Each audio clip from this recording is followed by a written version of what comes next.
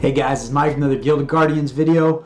I'm here on the main account. We're going to check in after the Jadey event, see if we can make any progress on the account. Although after my free-to-play yesterday, pretty confident. I don't have a lot of hope. I thought we made some substantial increases to our champions and our stats yesterday on the free-to-play. And spoiler alert, we didn't make any progress.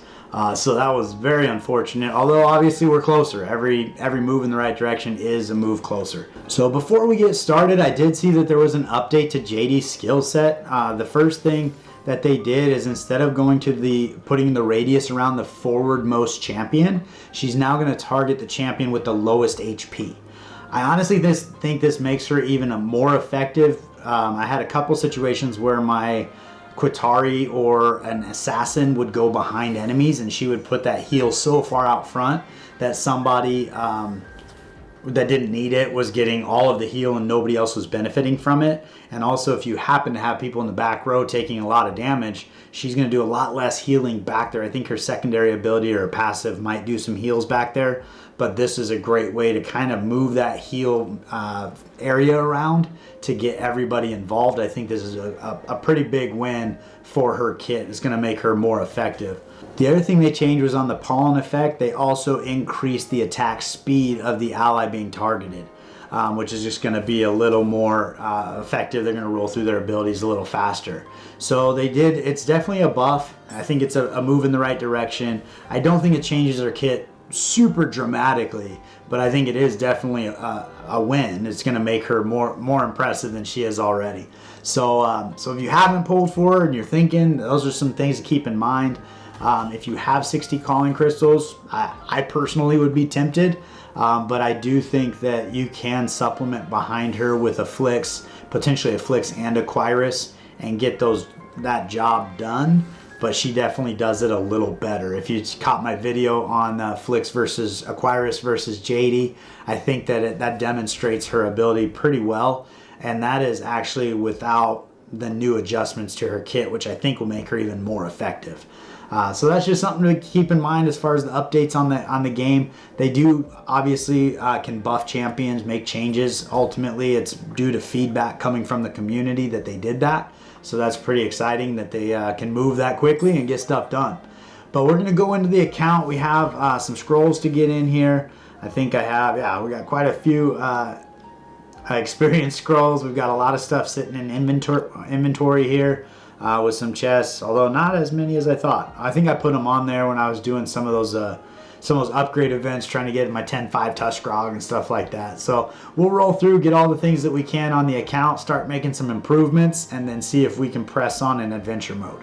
All right, so we got our scrolls on our champions. We got Tian Long up to level 186, Tusk Grog's at 178, Drizza's at 175, Grizel's at 160, and then we brought the rest of it onto Flix here to try to get our HP as high as possible and increase our heals. We're at 167. So I did go back to Drizza, but depending on how this goes, I can pull everything off of her and put it back on Aquarius. That seemed to do quite a bit of work for me, but in some of these levels it just feels like I'm not doing enough damage to move through them, so Drizza would probably be helpful. But with Tian Long doing his thing, I mean, that's always a benefit, and we did push him up a couple levels as well. One thing that I did want to point out is in the rush now, on a daily basis, we're getting 380 of these purple scrolls, which can do quite a bit of upgrades. So make sure you're doing that on a daily basis, even if you're not setting a new record. There's some great rewards in there, plus you get those tokens to get the soul stones as well. So you really want to be making sure you do that every day. But I don't remember them having the scrolls in last time, so I think that was a huge win. If they did, it wasn't that many, at least from what I can remember.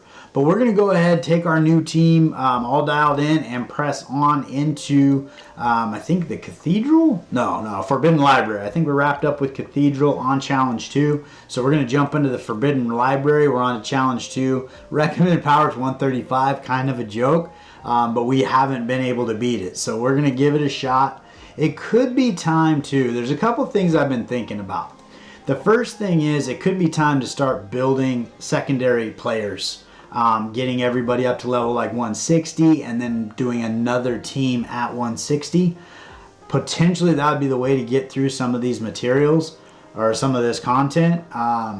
But that being said, the other thing I was thinking was potentially you could make Flix your top performing champion. So Grizel would make her do her ability more frequently to try to help keep you alive.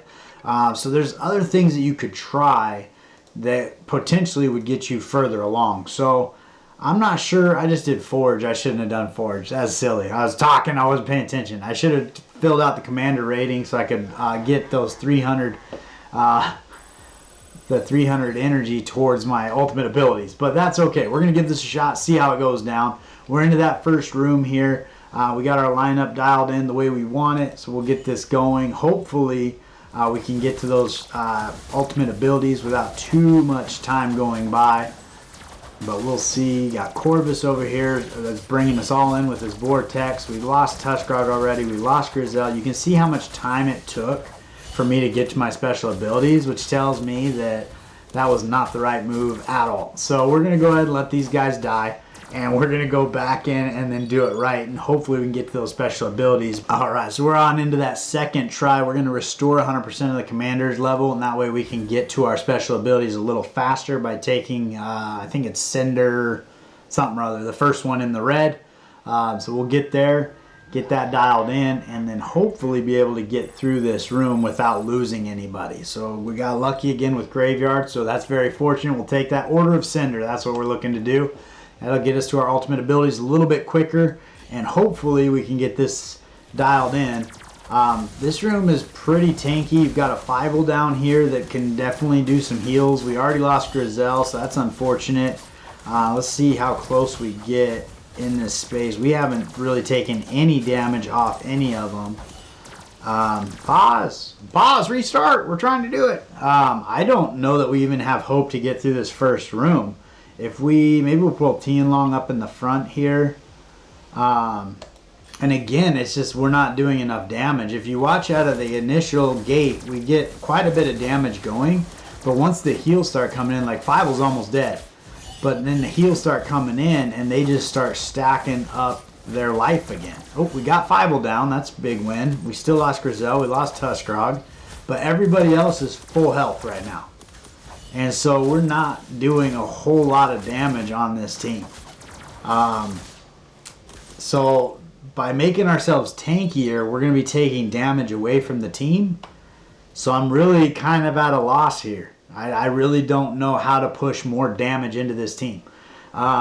Realistically, it could be pulling Darizda out, trying Qatari, because she's got the AoE stealth sniper or assassin ability. So that could be something that would move us forward. But part of me kind of feels like this content is just not beatable with the current champions in the game. I don't know, this number here to me is just ridiculous, because I think our lowest champion's at 160, and we have pretty good gear on everybody. So I'm not sure exactly how they expect you to beat it, but I think with the current champions it's going to be pretty hard. And I have a Tianlong, which is a dirty pay-to-win player. So if you were trying to do this with actual Core 1 champions in the game, I have no idea what team you'd even put together that would have a chance. Because nobody does as much damage as Tianlong, and he's super survivable. But to be fair, I mean, I still have headway on my gear. I can come in here and level these up. I mean, I'm level 9, so I can get some more levels out of these pieces of gear. These are all on level 6. So, I mean, I keep on pressing the account and making it better. But I probably will start horsing around with some lineups and just see if I can do any better. Part of me kind of feels like with Aquarius in there, we were doing a little better, but I don't know that we were able to kill anybody. And I don't think Tianlong's damage alone is enough. As fast as that team was healing itself, it would have been really difficult. So that being said, I have been going in with my arena tokens and buying up all of the calling crystals I can. I do have a ridiculous amount of summoning stones. I'm up to 410. And on the calling crystals here, I have 10. Or 9. I have 9. So I'm stacking these up. I do think that trying to get 60 of these on your account would be a big win, especially if they continue to do the guaranteed champion, so that as champions come into the game, if there's somebody that you really want, you can basically guarantee that you get them.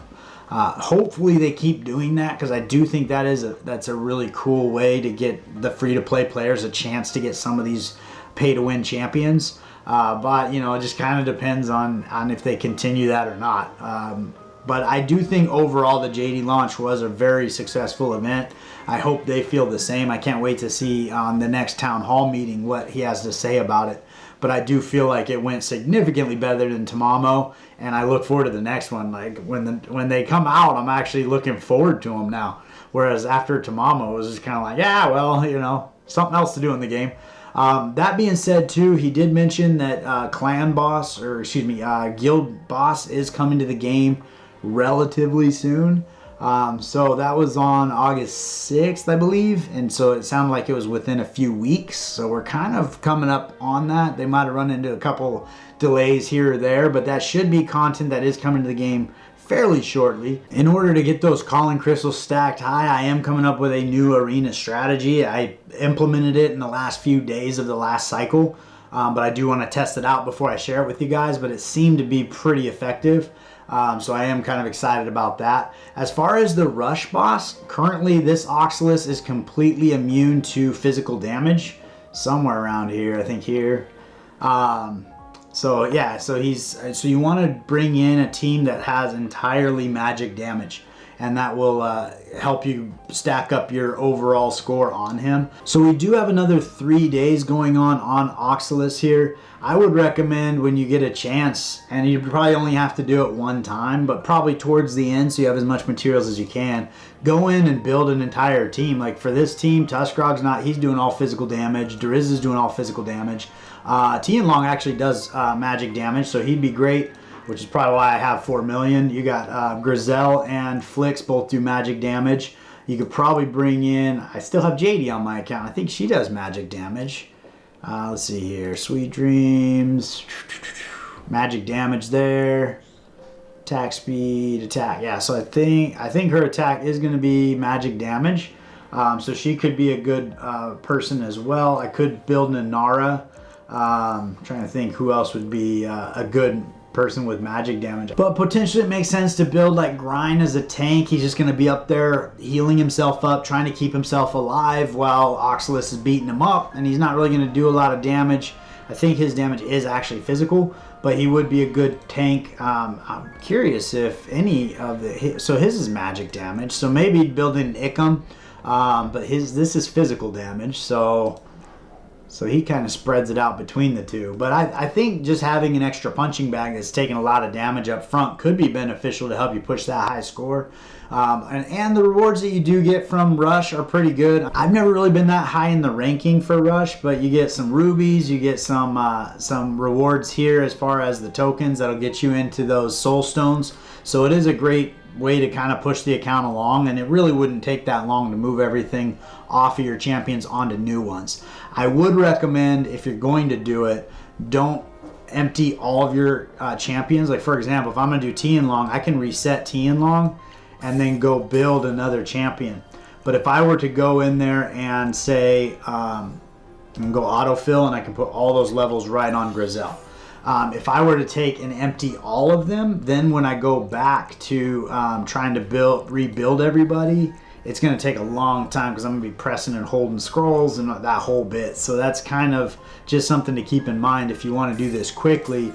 Do one player at a time and then replace their stuff as you go, and that way it'll be nice and easy for you to do that, because otherwise it could probably take you 5 to 10 minutes just to press and hold the scrolls while it stacks them all up for you.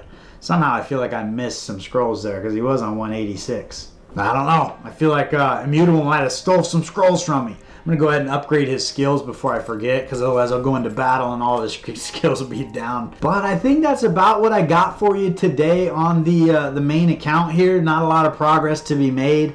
It doesn't even really feel like we're close. I can't even get through that first room. So I'll probably go back to the drawing board, start horsing around with some different lineups and see if I can do a little better, and also build kind of a fun team for Endless. But I'll bring you back into this account when Arena launches again, go over that new strategy and see if it's helpful for you. But I appreciate you spending your time with me here today, and I look forward to seeing you next time.